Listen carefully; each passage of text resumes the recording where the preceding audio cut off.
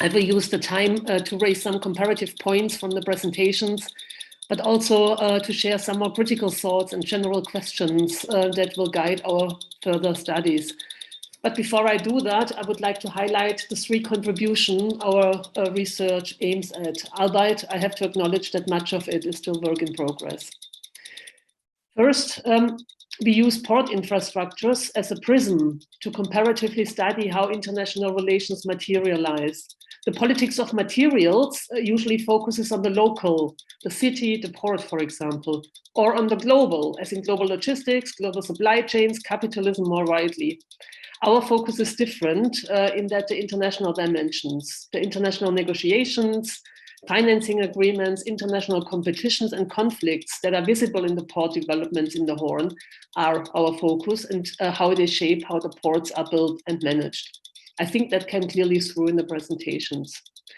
Second, we also look in the way in which international relations and their material manifestations are impacting the everyday lives of people in the region. We connect the international with the everyday, something that in my view IR does too little. We often study big politics and forget to explore the impact of big politics on small people's lives. So this part of the project is not very far yet.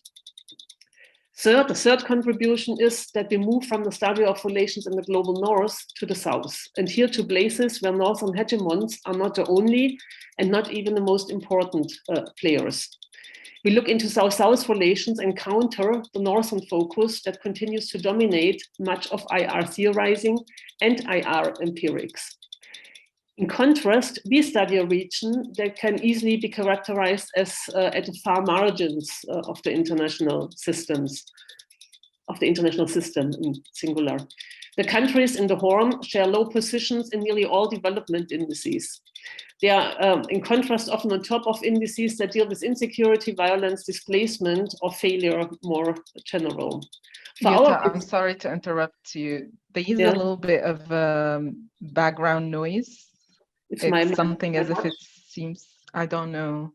It might be my watch. Like, sorry, I think it stopped now. Yeah, because I stopped the watch.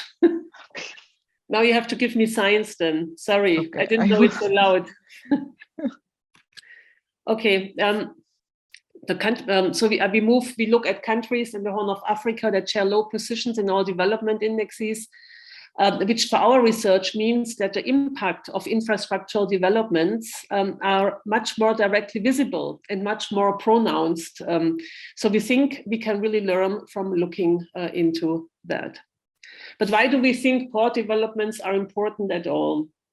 What do they do? Port developments aim at enhancing the connection between places, territories, and people.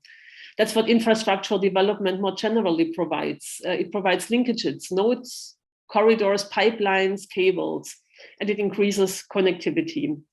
Such linkages and connections are often seen as prerequisite for economic development, as they provide access to global networks of extraction, production, supply, and consumption.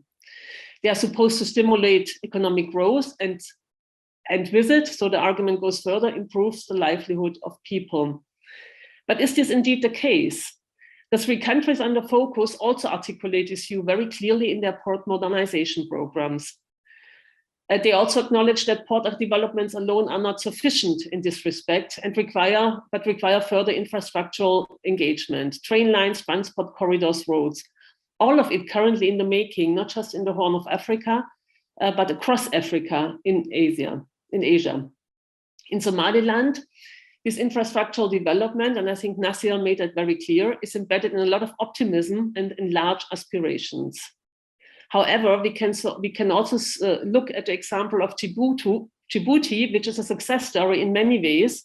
We can see that port modernization, economic growth, as Amina showed, do not automatically bring about prosperity and social well-being for all.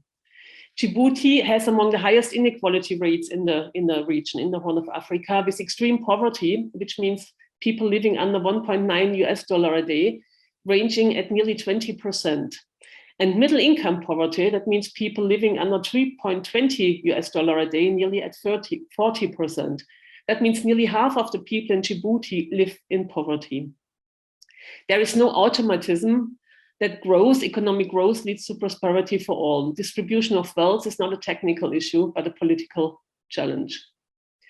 When we compare the port and corridor developments, and I wish we could have shown some photos, we see how ports, corridors, and logistics insert a standardized calculative logic on space. The modern port spaces look pretty similar, Djibouti or Berbera. They differ in size. They have all docking stations, free zone, big cranes, lots of containers. We also saw in the Horn of Africa that infrastructural connections are not random. They don't just randomly connect people and places. In the Horn, they have one destination, that is Ethiopia. Djibouti currently handles over 80% of Ethiopia's overseas import export. Somaliland wants a share of this and therefore tried to get Ethiopia to take in turn a 19% share in the port. Somaliland literally wanted the buy-in of Ethiopia and its modernization plans. Ethiopia, however, did not buy in, and this is risky for Somaliland, and it is risky for DP World. Without Ethiopia, the port may not be needed. Bosaso too targets Ethiopia. The country seems big enough. But then there is also Mogadishu and Kismayo in the south of Somalia, not to forget Lamu, the Lapsat corridor, Mombasa and Kenya. Is Ethiopia big enough for all the corridors that want to tap into its economy? We don't know. We will continue to observe what will happen with the corridors. Important from our perspective is also that the ports are transit points. The countries themselves, Djibouti, Somaliland, Somalia, have no extraction or production going on that is of significant interest to global players. Somaliland produces livestock in a large amount, which is especially used in Saudi Arabia. But by no means would that require a container terminal or modern cranes. There's a risk involved in that. It is the risk that the highways to the port remain just that. Highways, nodes of speedy transport across a country that is otherwise relatively deserted and disconnected. Again, Djibouti springs to our mind. So last question, who pays the price? Or maybe more important, what is the price of this infrastructural development? Multilateral institutions acknowledge that most infrastructures require sunk capital. That means investment into fixes that do not bring immediate returns. This sunk capital is often provided by the state, and often through loans and grants, some of which indebt the countries in which infrastructures are built for decades to come. Kenya currently provides a real good example. The concessions in the port developments in the Horn of Africa are a different model. DP World has a 30 years lease in Berbera in a country that is itself only 30 years old. In the model, however, DP World bears the economic risk, not Somaliland, it's DP World. DP World also gets the profits if it is successful. What that will mean for Somaliland remains to be seen, as the little income the country has stems predominantly from the port. Overall, the deals and concessions are quite intransparent. Parts are kept secret, and the involved actors and different agreements are very difficult to disentangle for outsiders, but also for citizens. What does it politically mean to be so economically dependent on Ethiopia? There is a certain irony in that for Bosaso/Puntland and Berbera/Somaliland, the port developments are about their political independence. In Somaliland, independence, and in Bosaso, autonomy from Somalia. But in the same time, this independence risks another dependence from a neighbor state, Ethiopia, and a logistics company, DP World.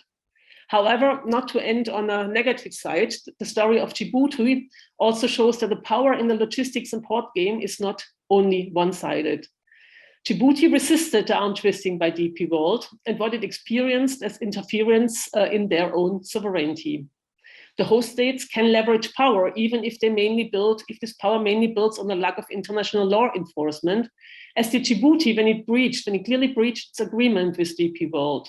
Life continues, port war continues, trade continues, supply chains don't mind. Nothing much happened at all. So there is power in the host states as well. I end on that point. Thank you very much.